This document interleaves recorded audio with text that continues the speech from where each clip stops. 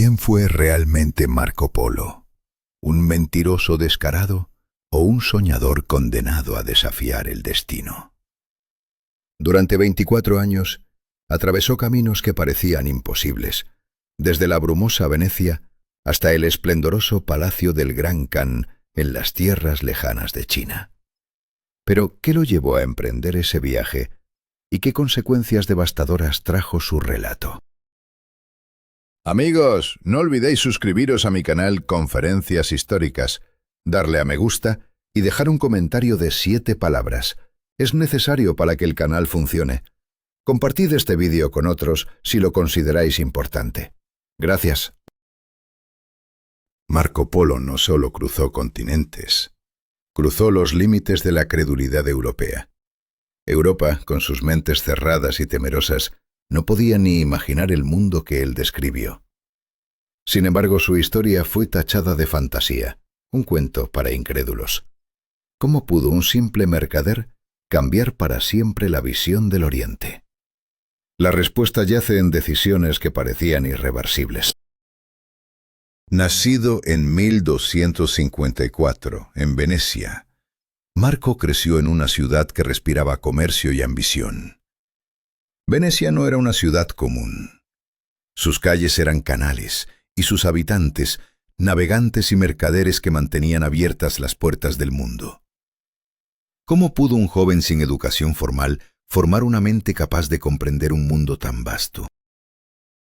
Su infancia estuvo marcada por la ausencia de su padre, Niccolo Polo, quien partió años antes rumbo a lugares que parecían sacados de leyendas.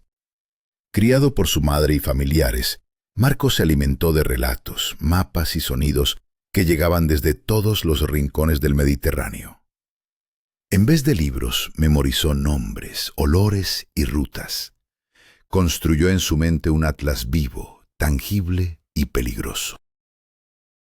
Sus padres fueron considerados perdidos para siempre, desaparecidos en mares lejanos y tierras hostiles, pero un día regresaron, no como víctimas, sino como portadores de riquezas insólitas y un mensaje que estremeció a Europa.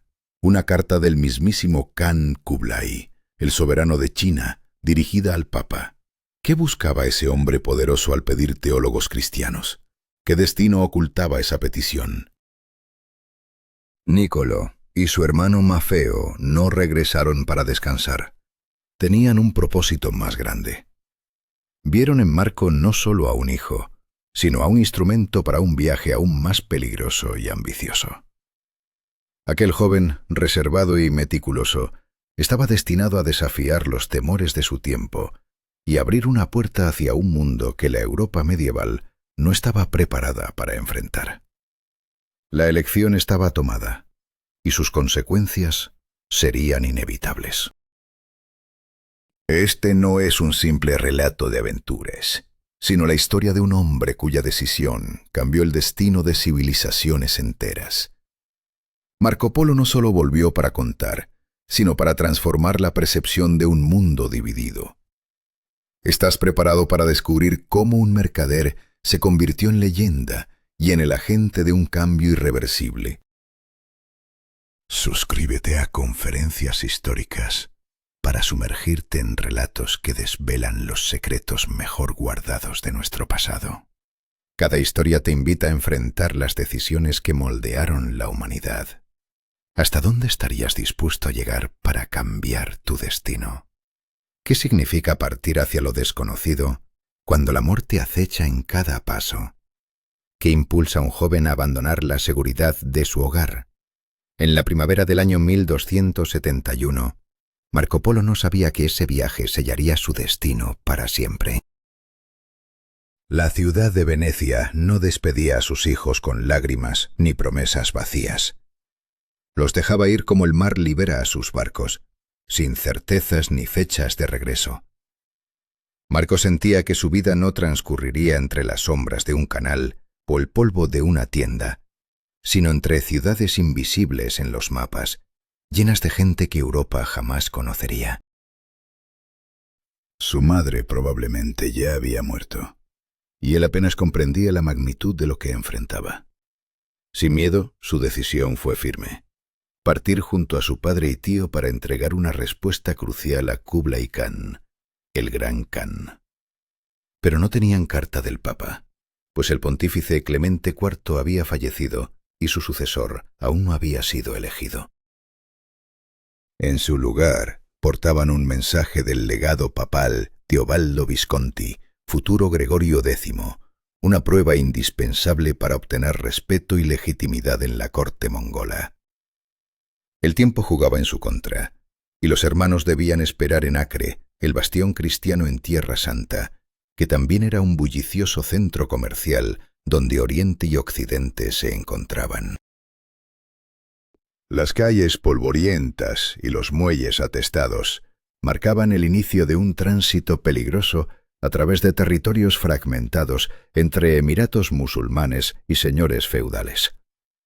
El calor era implacable, los caminos inseguros, y ellos no podían permitirse demoras.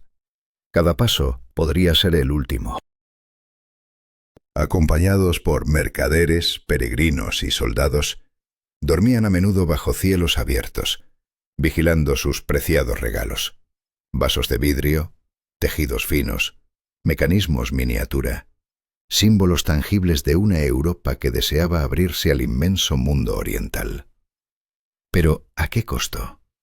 ¿Qué precio tendría esta misión para un joven que apenas comenzaba a comprender la vastedad del mundo? En la ciudad de Mosul, en Mesopotamia, encontraron hospitalidad entre cristianos jacobitas y la riqueza de bazares llenos de sedas indias, porcelanas chinas y alfombras persas. Fue allí donde Marco escuchó por primera vez el nombre de Kublai Khan por boca de mercaderes y teólogos, no de su padre.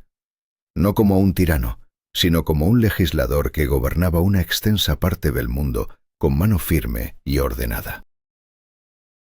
Un anciano le mostró una moneda con un agujero cuadrado, un símbolo tangible de un imperio que parecía controlar el destino de medio planeta. Marco dio así el primer paso hacia un viaje que no duraría meses, sino años. Un camino de decisiones irrevocables, de temores enfrentados y consecuencias que cambiarían la historia para siempre. 3 hombres partieron de Venecia aquel día, y ninguno sabía si volvería. ¿Qué secretos se encontrarían en tierras lejanas? ¿Qué decisiones moldearían el destino de un continente? Solo el tiempo revelaría el precio de aquellos pasos en la arena del destino. Si quieres seguir descubriendo cómo un joven veneciano cambió el mundo con su valentía y sus relatos, suscríbete a Conferencias Históricas. Tu viaje hacia el pasado apenas comienza. ¿Qué secretos ocultaba aquella tierra ancestral conocida como Bactria? ¿Quiénes fueron los reyes olvidados que alguna vez dominaron esos paisajes? Al atravesar esas regiones, donde ruinas helenísticas convivían con monasterios budistas arruinados por invasiones, el eco de un pasado milenario resonaba en cada piedra. Pero el destino ya había trazado un nuevo dueño: los mongoles. Y ese cambio de poder no era solo una sombra, sino una realidad ineludible que marcaba cada paso del viaje. En una aldea montañosa, la tragedia golpeó de improviso. Marco enfermó. La debilidad se apoderó de él desde la mañana, y al caer la noche la fiebre, el frío y los vómitos anunciaron un enemigo invisible y cruel. La enfermedad, como una mano oscura, amenazaba con detener la expedición en seco. Pero el encuentro fortuito con un herbolario de Sagdai cambió el curso del drama. El herbolario, con manos expertas, preparó un brebaje de raíces montañosas, ordenando a Marco 3 días de reposo rigurosos y sombra constante. Esa mezcla de sabiduría ancestral y obediencia fue una apuesta arriesgada entre la vida y la muerte. Cuando la enfermedad cedió, Polianas juró protegerse con celo: agua hervida, evitar el frío nocturno, un manto de lana siempre a mano, incluso bajo el sol abrasador. Una lección aprendida a fuego lento, en tierras implacables. Semanas después, La caravana alcanzó el territorio áspero de Badakhshan, una joya montañosa en el este del actual Tayikistán. Allí el lapislázuli, ese mineral azul celeste tan valorado en la lejana China, relucía envuelto en telas de lana. Los aldeanos mostraban con orgullo las piedras mientras narraban cómo las mejores piezas viajaban directo al palacio del Khan a través de rutas peligrosas y remotas. Cada paso hacia adelante hacía la senda más brutal. Las rocas caían sobre ellos, el aire escaseaba y el cansancio mordía el alma. El paso por el corredor de Wuhan se convirtió en la prueba definitiva. Un estrecho desfiladero entre montañas que tocaban las fronteras de 4 países modernos. El frío cortante destrozaba la resistencia de los animales y humanos. La piel se agrietaba y las aguas de los ríos eran un hielo vivo. La tragedia no tardó en alcanzar a uno de los suyos. Una pierna rota lo condenó a abandonar el grupo, confiado a la hospitalidad de una aldea remota. El número de viajeros se redujo drásticamente. De los 30 que partieron de Persia, apenas quedaban poco más de 20. La bajada de los pasos montañosos los condujo a los valles, pastizales donde los mongoles no edificaban ciudades ni torres, sino que vivían en yurtas, dominando el territorio con la movilidad de sus rebaños. Allí la visión de los clanes mongoles fue un choque cultural. Hombres a caballo, mujeres con elaborados tocados de pieles, niños guardianes de ovejas armados con bastones. Un jinete, al escuchar quiénes eran los viajeros, los condujo a un oficial con autoridad directa del Khan, custodio de la frontera y juez de los caminos. En esa tienda de campaña en medio de la estepa, Nicoló presentó documentos y un mensaje del legado papal. El funcionario examinó pacientemente los sellos, interrogó sobre el idioma del texto y tras un consejo secreto y rigurosas inspecciones, otorgó un símbolo de poder. Un cinturón con una tablilla oficial decorada con el emblema de Kublai Khan. Este certificado no solo era un pasaporte, sino una llave para exigir caballos y provisiones en cada estación postal del imperio. A partir de ese instante, la ruta cambió radicalmente. La caravana fue escoltada, alimentada y protegida con una precisión militar impresionante. Cada 30 o 40 kilómetros, un puesto fortificado ofrecía alimento, ropa caliente, carbón y monturas frescas, mientras nuevos jinetes se sumaban para asegurar el paso. La vasta red postal de la Grande Imperio tejía su manto protector, permitiendo avanzar pero también recordando que cada decisión, cada alianza, conllevaba un precio.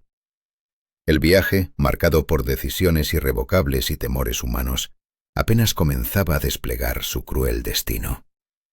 ¿Hasta dónde puede llevarnos un camino desconocido? ¿Qué precio pagamos al cruzar fronteras invisibles? ¿Qué ocurre cuando las decisiones marcan un antes y un después en la historia? Marco Polo, un hombre común enfrentado a un mundo extraordinario, se encuentra en el umbral de una era que cambiará para siempre. Marco no se asombraba tanto por la inmensidad del imperio, sino por el orden impecable que encontraba a su paso. No era la fuerza ni el látigo lo que gobernaba, sino leyes y reglas que mantenían un delicado equilibrio. Su pluma capturaba cada detalle, porque sabía que estaba ante algo más que un simple territorio, ante un sistema que desafiaba su propia comprensión. Caminaban junto a lo que hoy conocemos como la Gran Ruta de la Seda, aunque ni él ni sus acompañantes conocían ese nombre. Caravaneros les cruzaban el camino. De occidente llegaban plata y vino, de oriente seda, papel, ungüentos medicinales, hierbas raras y jade.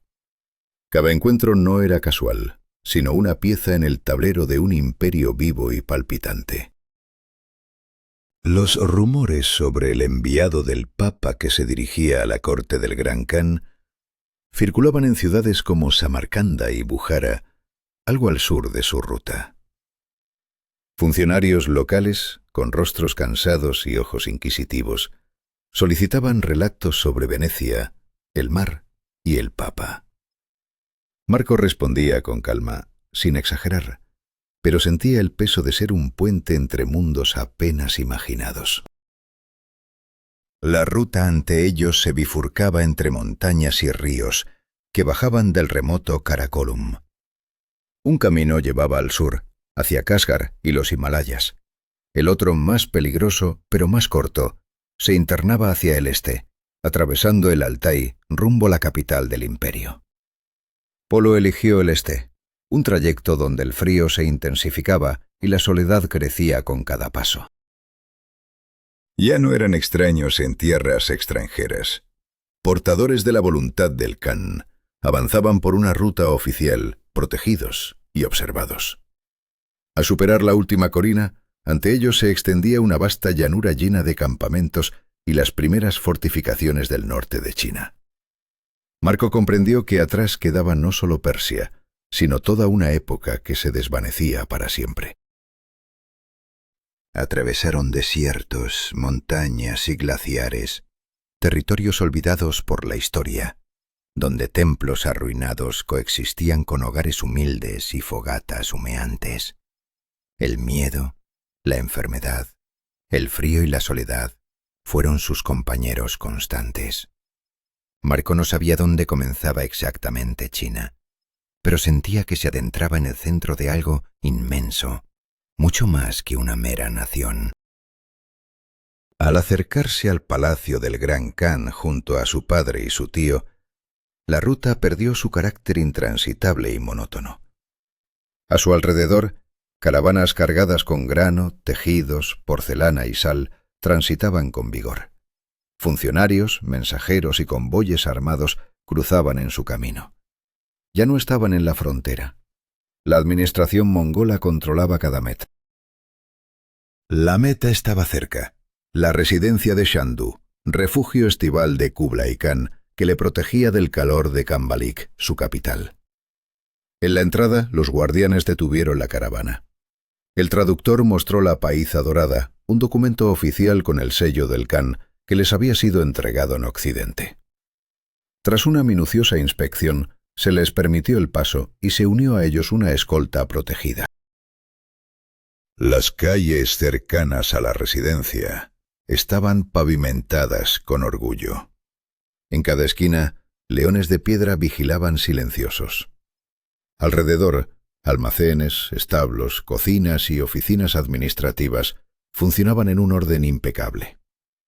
Las casas de madera, con techos curvos pintados en rojo, azul y verde, reflejaban una armonía que no admitía prisas ni gritos, no por miedo, sino por una disciplina ancestral. La familia Polo fue alojada en una casa destinada a huéspedes extranjeros. Les asignaron sirvientes, un intérprete, guardias y un conjunto de reglas estrictas. No acercarse sin permiso a los aposentos del Khan, no visitar la administración sin acompañamiento, ni hablar con funcionarios sin escolta. Cada movimiento estaba supeditado a una jerarquía rigurosa que definía su destino. Mientras el padre y el tío de Marco negociaban con ministros y entregaban regalos, Marco se internó en el territorio donde el idioma y las vestimentas no se parecían ni a las chinas ni a las turcas. En los pueblos, las casas descansaban sobre pilotes y por las noches, hierbas que ahuyentaban serpientes se secaban en vigas bajo los techos. Un funcionario que acompañaba la caravana enfermó, y Marco, como único representante de la autoridad central, tuvo que asumir las negociaciones con los ancianos locales. Anotaba nombres de lugares, observaba rituales donde participaban mujeres vestidas con túnicas decoradas con símbolos de aves y ranas. Aunque no comprendía sus palabras, sentía la importancia profunda de esos ritos, como si cada gesto contuviera un secreto milenario. Cada paso que daba, cada palabra que escribía, tejía una red de decisiones con consecuencias irreversibles. Marco Polo no solo cruzaba tierras desconocidas, atravesaba el tiempo, la cultura y el destino. Su viaje era más que un relato. Era la crónica de una era que, una vez cruzada, ya no volvería a ser la misma. Suscríbete a Conferencias Históricas para descubrir cómo cada elección puede cambiar el curso de la humanidad. ¿Hasta dónde puede llevarnos un encargo que parece simple? ¿Qué secretos esconde la tierra que apenas ha sido conquistada? Marco Polo fue enviado a Yunnan, una vasta y montañosa provincia en el suroeste del imperio, recién incorporada al dominio mongol. Allí, los antiguos principados aún mantenían una sumisión formal al Khan, pero la tensión era palpable. En esta frontera incierta, Marco vio por primera vez a hombres sumergidos hasta las rodillas en ríos, tamizando arena con cestas trenzadas, buscando desesperadamente una sola pepita de oro. La esperanza y la miseria se entrelazaban en cada movimiento, y el destino de esas vidas pendía de un hilo invisible. Los pueblos que visitó estaban conectados por puentes colgantes hechos de raíces entrelazadas, suspendidos sobre abismos que desafiaban la mirada. Marco describió uno de esos puentes como un pasadizo sobre un vacío que ni siquiera el ojo puede medir. Allí, en ese mundo suspendido entre la vida y la muerte, encontró a un monje que llevaba en la manga un pequeño pájaro con un ala rota. Aquel hombre le confesó que lo había encontrado herido hacía años y que nunca lo había soltado. Marco no preguntó por qué, pero guardó esa imagen como un símbolo de un mundo que no puede explicarse con cifras ni pergaminos. Luego, el Khan Kubilai lo envió a las regiones del sur, en la frontera con Birmania. No era una misión diplomática formal, sino una exploración encubierta. El reino birmano despertaba inquietud y crecía en poder, y en la corte del Khan querían saber qué sucedía en ese remoto límite. El camino fue una prueba constante: lluvias tropicales, selvas húmedas, enfermedades que mermaban a la expedición. Varios cayeron enfermos, uno fue arrastrado por una luz, y Marco tuvo que negociar personalmente con los guías para no perder el rumbo. Cuando llegaron a la capital del Principado, el recibimiento fue cortés pero frío. Los enviados no pudieron entrar al palacio central, pero desde el gobernante les enviaron regalos, telas, frutas, especias. Marco quedó impresionado por la majestuosidad del lugar. Templos con techos dorados, enormes estatuas de leones y elefantes custodiando las entradas, y una música coral que parecía no cesar ni de día ni de noche. Un anciano sacerdote, a través de un traductor, le advirtió: «Aquí todos escuchan los pasos del Khan, pero nadie ha abierto la puerta aún». La amenaza latía en esas palabras. Otra ruta llevó a Marco al Tíbet, no en misión diplomática, sino como observador para medir la expansión del imperio en esas montañas inaccesibles. La travesía fue agotadora: pasos montañosos, frío implacable, escasez de combustible. Por las noches, el té en las ollas se congelaba, y en una ocasión, el convoy tuvo que avanzar casi un día entero sin comida, porque los caballos no podían subir la pendiente nevada. Uno de sus compañeros murió, y fue enterrado entre las piedras, sin otra opción. En un monasterio, le permitieron entrar a la sala donde se copiaban textos antiguos. Los escribas, vestidos con túnicas oscuras, trabajaban en silencio, sumergiendo sus pinceles en tinta negra, siguiendo un ritmo casi respiratorio. Marco observó cómo sostenían el pincel apoyándose en el meñique, tocando el papel solo con la punta. No entendía su idioma, pero sentía que eran personas para quienes el silencio tenía más peso que las palabras. De ese viaje no trajo informes, sino una revelación. En esas alturas viven quienes miran al cielo, no al trono, y por eso no pueden ser conquistados, solo escuchados. No todas sus expediciones respondían a órdenes concretas. A veces acompañaba a inspectores de impuestos, otras caravanas de sal o constructores de puentes. Visitó lugares donde los hombres usaban turbantes largos, y las mujeres llevaban anillos en la nariz que nunca se quitaban, ni siquiera para dormir. Describió tribus que conservaban las cabezas de sus ancestros en recipientes de barro, y donde los niños aprendían desde pequeños no los nombres de reyes, sino los de aves y gansos. Lo que veía a menudo escapaba a su comprensión, pero siempre lo anotaba con precisión. Algunas de sus historias parecían increíbles.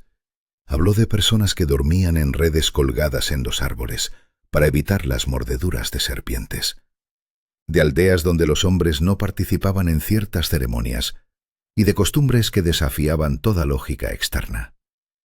Cada relato era una pieza de un rompecabezas vasto y complejo, una cadena de decisiones y consecuencias que marcaron para siempre la historia de un imperio en expansión y de un mundo que se resistía a ser dominado. ¿Quién era realmente Marco Polo en ese entramado de destinos? ¿Un simple mensajero o un testigo de decisiones irreversibles? Sus viajes no solo revelaron tierras desconocidas, sino también el miedo humano ante lo inevitable, la lucha constante entre poder y resistencia. Sus crónicas, más que relatos, son ecos de un pasado donde cada paso podía cambiar el curso de la historia. Si quieres seguir explorando los misterios y las decisiones que moldearon nuestro mundo, suscríbete a Conferencias Históricas. Aquí cada historia es un viaje al corazón de lo desconocido. ¿Hasta dónde puede llevarnos la verdad cuando desafía toda lógica y creencia? ¿Qué ocurre cuando las voces del pasado se escuchan a través de piedras lisas con agujeros, como si el tiempo mismo hablara desde el otro lado?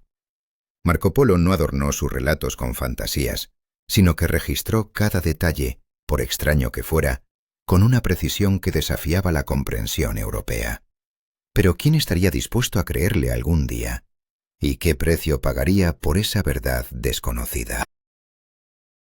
Imagina un mundo donde las mujeres gobiernan los mercados, donde no existen murallas que defiendan las ciudades, y el dinero se reemplaza por conchas marinas. Marco Polo capturó estas imágenes sin cuestionarlas, consciente de que rompían con todos los esquemas conocidos en Occidente. Volvía de cada viaje no como un mercader ni un funcionario, sino como un hombre cargado con la memoria de otros mundos. Un viajero que llevaba sobre sus hombros la pesada carga de relatos incomprendidos. Y aún así, continuaba escribiendo, sabiendo que su labor podría quedar olvidada, negada, hasta que alguien finalmente quisiera entender lo que el mundo había sido antes de perderse. Cuando Marco Polo arribó a Hanzhou, quedó sobrecogido por la riqueza y el orden que nunca había visto. Después de meses vagando por montañas y aldeas remotas, llegó al corazón del sur de China, a la antigua capital de la dinastía Song, que conservaba su importancia a pesar de la conquista mongola. Allí no había vestigios de destrucción. Todo hablaba de prosperidad construida con trabajo constante y administración meticulosa. Las aguas tranquilas, los puentes elegantes y los jardines silenciosos componían un paisaje que desafiaba cualquier expectativa occidental. Cada mañana, Marco observaba cómo las embarcaciones deslizaban sobre el lago cargadas de arroz, especias y finas telas. Los remeros cuidaban sus remos con agua tibia para evitar que la madera se agrietara, mientras las mujeres servían té junto a los muelles. Funcionarios vigilaban desde los puentes, sellando cargamentos con precisión, sustituyendo las facturas por tablillas marcadas. En la casa de un comerciante respetado, donde Polo se hospedaba por orden del emperador, descubrió una biblioteca impresionante con cientos de libros impresos en tablas de madera, el texto grabado en espejo, todo un mundo de conocimientos que desafiaban el tiempo y la tradición. Pero fue en esa misma casa donde conoció por primera vez el papel moneda. El comerciante le explicó que ese billete, aceptado en toda la vasta imperio, era emitido y controlado por el centro, y que su falsificación era castigada con la muerte. Pese a su liviandad, aquellos billetes poseían en Hanzhou la misma fuerza que la plata. Marco Polo comprendió que estaba frente a una revolución económica invisible para Europa. un sistema que cambiaría para siempre la idea del valor y el comercio. Sin embargo, esa realidad también presagiaba tensiones ocultas, amenazas que aún estaban por desvelarse. Durante semanas, Polo exploró el puerto donde los barcos se preparaban para zarpar hacia provincias meridionales y archipiélagos remotos. Vio cómo cargaban toneladas de seda, porcelana, jengibre seco y corteza de árbol. En los mercados presenció a comerciantes que ofrecían especias, papel, lámparas, cerámica y hasta platos recién hechos, como fideos y empanadillas envueltos cuidadosamente en papel de palma. Todo transcurría con una calma inquietante, un ritmo pausado pero implacable. Nadie se apresuraba, nadie dudaba. Pero bajo esa aparente tranquilidad se sentía una corriente oculta que cambiaba la esencia misma del poder. Antes de su partida, Marco percibió un cambio sombrío en la corte. Kublai Khan, debilitado por la edad, rara vez se mostraba ante sus súbditos. Las decisiones se tomaban con lentitud, y quienes habían sido fieles aliados de la familia Polo habían desaparecido o se habían retirado. Los nuevos consejeros, jóvenes militares y funcionarios del norte miraban a los extranjeros con recelo. Les respetaban, pero ya no los consideraban indispensables. Las recepciones, antes llenas de palabras, regalos y atención, se habían vuelto frías y breves. Marco anotó con inquietud: el respeto permanece, pero el interés ha desaparecido. ¿Qué destino le aguardaba a aquellos que habían cruzado continentes para servir en tierras extrañas? El viaje por la costa no era rápido ni sencillo. Cada paso estaba marcado por decisiones inevitables, por la presión de un mundo que cambiaba aceleradamente. Marco Polo sabía que estaba en el umbral de una era donde lo conocido se desvanecía y lo desconocido se imponía con fuerza brutal. Las olas del destino golpeaban sin cesar, y cada elección podía ser irreversible. El tiempo, ese enemigo silencioso, apremiaba. ¿Podría alguien entender algún día los mundos que Marco había visto antes de que todo fuera olvidado para siempre? Si deseas sumergirte en relatos que desafían el tiempo y la razón, acompáñanos en nuestras conferencias históricas, donde juntos desentrañaremos las decisiones que cambiaron el curso de la humanidad. Suscríbete para no perder ningún capítulo de esta épica aventura. ¿Qué decisiones forjan un destino irreversible? ¿Cómo enfrenta un hombre el miedo ante la enfermedad y la muerte en alta mar? En el ardiente verano del Mar del Sur, las naves navegan lentamente, acosadas por tormentas y maremotos. La tripulación, exhausta, detiene su viaje para reabastecerse de agua, secar sus halapos y reparar las cuerdas que sostienen su vida. Pero la calma es un espejismo. La peste se instala, golpeando con fiebres abrasadoras, dolores punzantes y noches sin descanso. Varios marineros sucumben, y una mañana, un respetado anciano de la tripulación yace muerto junto a cartas que nunca fueron enviadas. ¿Qué secretos contenían esas hojas? La tradición manda sepultarlo en el mar, envuelto en una tela con el símbolo del Khan, acompañado de una oración.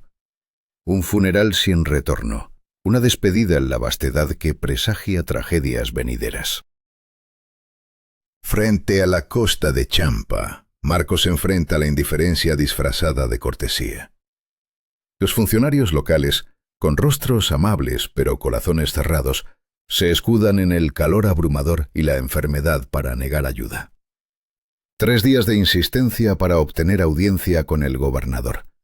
No por respeto al Khan, sino por la presencia de la princesa en uno de los barcos. Un oficial frío y calculador le susurra: «Aquí solo se reconoce la fuerza, no los nombres». La diplomacia se convierte en batalla, y cada palabra pesa como una sentencia. ¿Cómo negociar cuando las manos que deberían ayudar se retraen? Las estancias en los puertos se prolongan hasta 3 semanas, atrapadas en un tiempo suspendido por la furia de la naturaleza. Un violento temporal daña varias embarcaciones cerca del istmo de Malaca, obligando a reparaciones urgentes. Velas remendadas, cargas redistribuidas, sacos de arroz trasladados con manos cansadas. Marco, lejos de la cubierta, pisa tierra firme para buscar alianzas entre mercaderes. Pregunta por la India, por los mares, por las estaciones, todos con un mismo consejo urgente: no cruzar el océano durante los monzones. El riesgo es mortal, pero la espera es un lujo inalcanzable. Cuando el viento da tregua, la flota zarpa hacia el suroeste, rumbo a las costas occidentales de la India. Pero la tormenta no da descanso. En la oscuridad de la noche, los barcos se dispersan, perdidos en el caos de olas furiosas. Una semana de separaciones y temores, hasta que finalmente se reúnen frente a las costas de la actual Cochín. Allí Marco explora puertos donde el comercio florece con pimienta, joyas y sándalo. Los mercaderes son como libros, y los jueces como recolectores de sal. Anota con una mezcla de admiración y cautela. En Kulik se adentra en la burocracia local, visitando almacenes donde se guardan especias, telas y perlas. Allí conoce a un traductor persa, enlace con el poder en Persia, revelando que el Khan Argun ha muerto. Su hijo, Ghazan Khan, está dispuesto a aceptar a la princesa como parte de una alianza dinástica. La misión sigue viva, pero el destino de la princesa cambia de manos. Mientras la flota permanece anclada, la mente de Marco se oscurece con pensamientos de retorno. Siente que el tiempo en la corte ha expirado. El respeto persiste, pero los lazos se deshilachan. Ya no son confiables para encargos importantes. Sus informes se pierden en el silencio. No están expulsados, pero tampoco son necesarios. El gran sol no se pone, simplemente deja de iluminarnos. Escribe en su diario, un presagio sombrío que pesa sobre su espíritu. Solicitan permiso para regresar. Primero a través de funcionarios menores, luego mediante viejos aliados y finalmente por escrito. Pero no llega respuesta. Un mensajero trae un mensaje velado. El Khan guarda silencio, pero el camino está abierto. Pueden partir, si se atreven, pero no esperen una despedida formal. La sombra de la incertidumbre envuelve cada paso, y la decisión se convierte en un salto al vacío. Cuando la misión con Cochín se reactiva y el itinerario es aprobado, Marco y sus compañeros lo comprenden. Este es su momento. Si logran entregar a la princesa, podrán retirarse. El Khan no impide ni retiene, solo detenido el tiempo para que ellos se alejen. El barco parte con carga ligera y corazones pesados, abandonando no solo un imperio, sino casi 2 décadas de vida. No hay despedidas grandiosas ni banderas ondeando, solo el mar, el viento pesado, el cansancio y un anhelo profundo de regresar a casa. Mientras las naves que escoltan a la princesa Cochín se alejan de las tierras sureñas de Yuan, nadie puede prever la dificultad del camino de vuelta. La familia Apolo, Marco, su padre y su tío, ya no espera regresar a la corte de Viley. Su papel en la corte se desvanece lentamente, sus nombres olvidados entre los murmullos del poder cambiante. Cada decisión tomada, cada sacrificio hecho, los ha llevado a un punto sin retorno, donde el futuro es un misterio oscuro que solo el océano puede desvelar. Suscríbete a Conferencias Históricas para descubrir cómo el destino se forja a través del coraje, la traición y la implacable lucha por sobrevivir. ¿Puede una sola decisión cambiar el destino de miles? ¿Qué precio pagamos cuando la esperanza se convierte en desesperación? Marco Polo se enfrenta al abismo de la incertidumbre, mientras la flota emprende su travesía hacia el Golfo Pérsico. La muerte de la luz que guiaba su misión no solo marca un fin, sino también una oportunidad: escoltar a la princesa y abandonar el imperio con honor. Sin embargo, el verdadero viaje apenas comienza, y la sombra del desastre se cierne sobre cada ola. Solo unos días después de zarpar, la tragedia golpea sin aviso. Un barco encalla cerca de la costa, su casco perforado por la implacable naturaleza. La carga debe redistribuirse apresuradamente, mientras algunos hombres pierden la vida intentando nadar hasta la orilla. La flota ahora está marcada por el primer signo de fragilidad, y el pulso de la expedición comienza a acelerarse, amenazando con romperse en 1000 pedazos.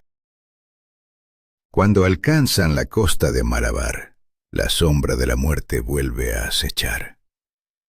El funcionario principal encargado de organizar la ruta muere inesperadamente en uno de los puertos.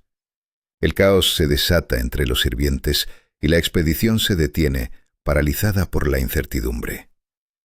La espera se convierte en una tortura bajo el abrasador sol tropical, mientras las provisiones se pudren y las ratas invaden los sótanos de los barcos.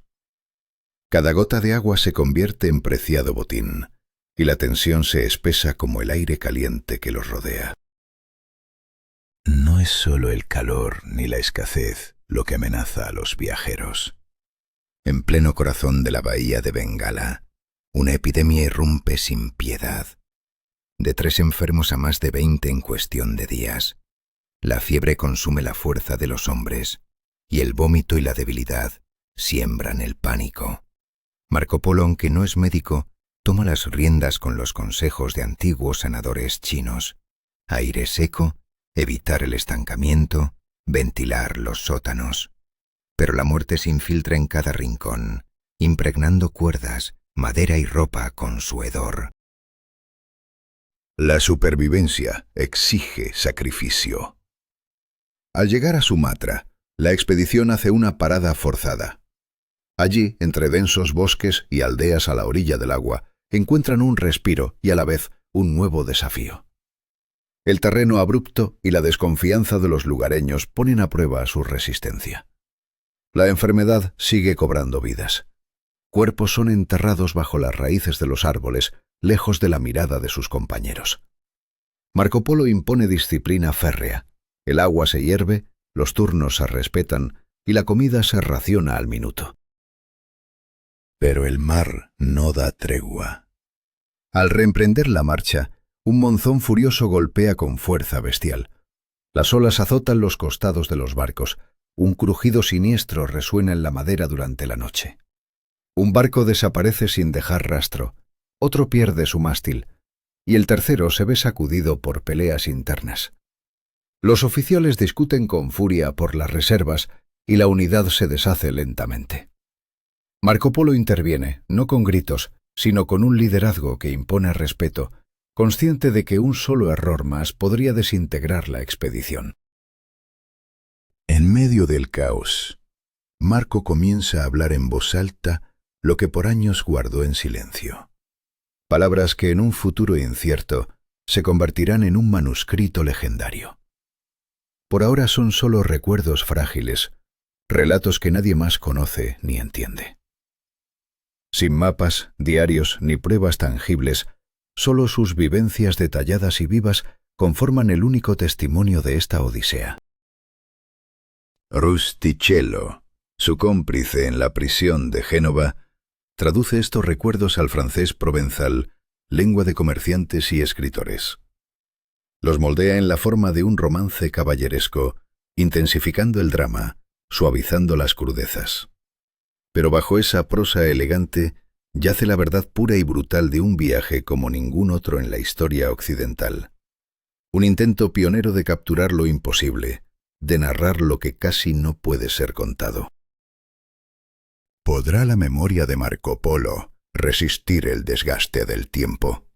¿Serán sus palabras el faro que ilumine siglos después esta travesía marcada por la muerte, el miedo y decisiones irrevocables? La historia está a punto de ser escrita, pero el destino de aquellos hombres y sus secretos permanece suspendido en la bruma del pasado. Si te ha conmovido esta historia de coraje y tragedia, acompáñanos en conferencias históricas para descubrir juntos los misterios que el tiempo no pudo borrar. ¿Fue Marco Polo un verdadero viajero? ¿O simplemente un narrador de historias ajenas? ¿Hasta qué punto podemos fiarnos de sus relatos? ¿Qué secretos oscuros esconden sus palabras que han atravesado siglos y continentes? La verdad se diluye en el tiempo, mezclada con mitos, en medio de una marea imparable de copias y contradicciones. Después de su cautiverio, Marco Polo regresó a Venecia, pero su odisea no terminó en las calles de su ciudad natal. Su manuscrito quedó en manos de copistas que, como alquimistas de la palabra, comenzaron a reproducirlo una y otra vez.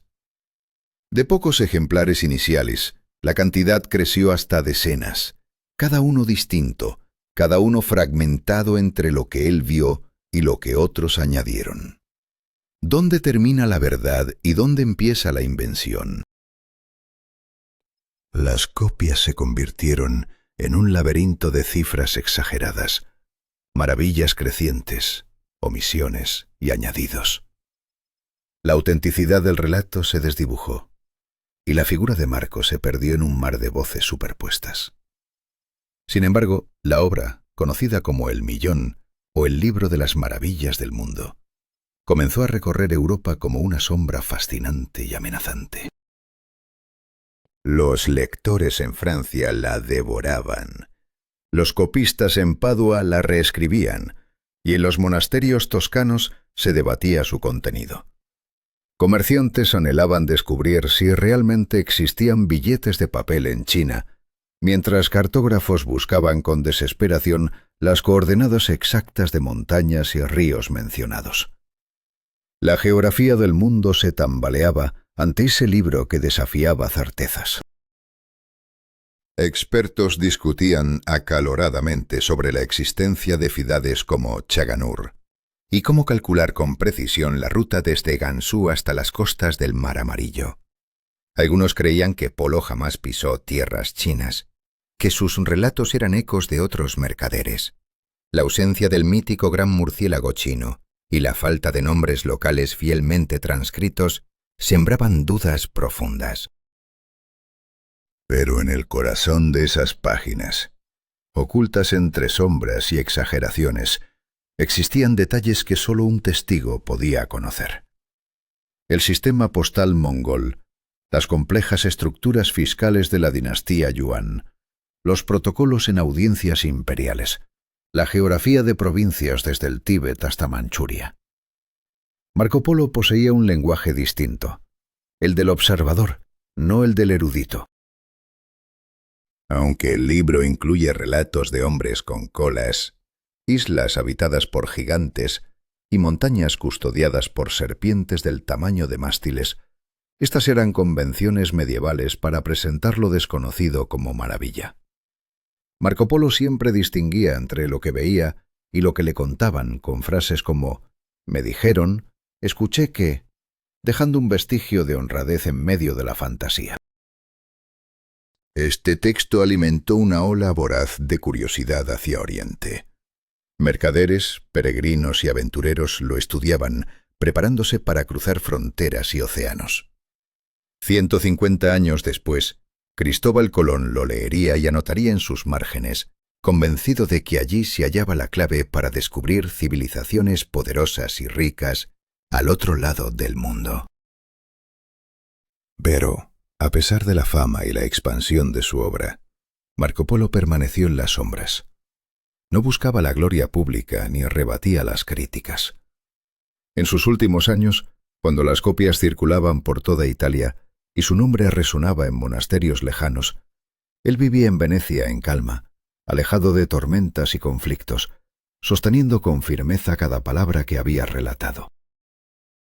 Incluso en su lecho de muerte, cuando le preguntaron si había exagerado, respondió con una declaración que hiela la sangre. No he dicho ni la mitad de lo que vi. ¿Qué secretos ocultos permanecieron guardados en su silencio? ¿Qué decisiones irrevocables marcaron su destino y el de un mundo que apenas comenzaba a abrirse? Tras el cautiverio y la dictadura de su relato, la vida de Marco Polo quedó atrapada en un remanso de quietud. Retirado en la misma casa veneciana que recuperó con tormenta, evitó nuevos viajes, renunció a la política y a la fama. Todo lo que consideró vital ya había sido atravesado o contado. La vida familiar que construyó fue su último refugio, mientras el mundo seguía girando con las preguntas que él dejó suspendidas en el aire. Ahora, mientras escuchas esta historia, ¿te atreves a seguir los pasos de Marco Polo? Sus decisiones cambiaron la percepción del mundo para siempre, pero el precio fue perderse en la leyenda, entre verdades y mentiras que aún hoy desafían nuestra comprensión. Sus palabras fueron la chispa que encendió la curiosidad de generaciones, y tú puedes ser parte de esa llama. ¿Quieres descubrir más en nuestras conferencias históricas? Suscríbete y no pierdas la oportunidad de explorar la historia que construyó nuestro mundo. ¿Quién es verdaderamente Marco, el hombre detrás de la leyenda? ¿Qué decisiones silenciosas moldearon su destino y el de su familia? ¿Cómo puede una vida aparentemente tranquila guardar en sus sombras un legado que desafía siglos? Marco se casó sin alardes ni escándalos, y en su hogar creció un mundo de responsabilidades. Su esposa, Donata Baddir, proveniente de una noble familia veneciana, era una mujer de cálculo y paciencia, criada en un ambiente donde cada paso se medía con cautela. Su unión no fue un simple contrato, parecía un refugio de estabilidad en un mundo turbulento. Pero detrás de esa quietud, las decisiones comenzaron a pesar.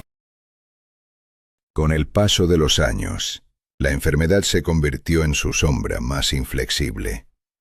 El desgaste de las largas jornadas por estepas, desiertos y montañas ya no bastaba para mantener la salud que antes lo acompañaba. En Venecia, el aire húmedo y la humedad de la ciudad carcomían sus huesos. Su tos persistente era un recordatorio constante de que el tiempo se agotaba. ¿Podía un hombre tan fuerte resistirse al inevitable desgaste? A pesar de su fragilidad creciente, Marco seguía siendo un faro para quienes buscaban guía. Jóvenes marineros, copistas y comerciantes acudían a su hogar, ansiosos por escuchar relatos de su encuentro con el Gran Khan. Quería transmitir memorias, nombres, rutas ocultas, pero también sabía que cada palabra podía cambiar el curso de muchos destinos. ¿Era ese el peso de su legado o la carga de sus silencios? No poseía riqueza ostentosa. Sus bienes eran modestos y la mayor parte de sus ingresos se destinaban al sostenimiento de su casa, las dotes de sus hijas y donaciones a templos. Sin embargo, su verdadera fortuna era intangible, un tesoro de memorias y experiencias que lo hacían invaluable. ¿Quién puede medir la riqueza de un hombre que guarda en su interior las claves de mundos lejanos y olvidados? Cuando la enfermedad se tornó irreversible, Marco convocó al notario. Con voz firme, empezó a dictar un testamento que enumeraba a su esposa, a sus hijas, a los sirvientes y a varios templos que recibirían su legado material. Pero el corazón de ese testamento fue otro. El libro que había dictado en cautiverio, una herencia viva e inalterada. Se negó a corregirlo, a editarlo o a resumirlo, y rechazó hablar sobre su contenido. ¿Qué secretos tan poderosos encerraba ese manuscrito para ser dejado intacto? Marco falleció en enero del año 1324. Su funeral fue discreto, siguiendo la sencilla costumbre veneciana. Su ataúd cruzó la ciudad, pero pocos reconocieron al hombre que en su interior yacía. No hubo estatuas ni monumentos en su tumba, solo su nombre grabado en piedra. Su memoria no necesitaba adornos, porque su verdadero legado era algo que aún debía ser descubierto. Pasaron los años, y solo mucho tiempo después, Europa comenzó a comprender quién había sido realmente Marco. Su libro siguió siendo copiado, traducido, abreviado y ampliado. Sobre sus páginas se trazaron mapas, se escribieron tratados, se crearon leyendas. Algunos lo usaron como fuente fiable, otros como inspiración, y también como advertencia sobre los peligros que una sola ruta puede llevar al alma humana. Cuando el gran camino de la seda se convirtió en símbolo de la conexión entre Oriente y Occidente, la figura de Marco emergió con una fuerza nueva, recordándonos que detrás de cada viaje, cada paso y cada elección, hay decisiones irrevocables cargadas de miedo y esperanza. ¿Somos capaces de afrontar las consecuencias de nuestros propios caminos? Si esta historia te ha atrapado, suscríbete a Conferencias Históricas para descubrir más relatos donde las decisiones humanas cambian el curso de la historia.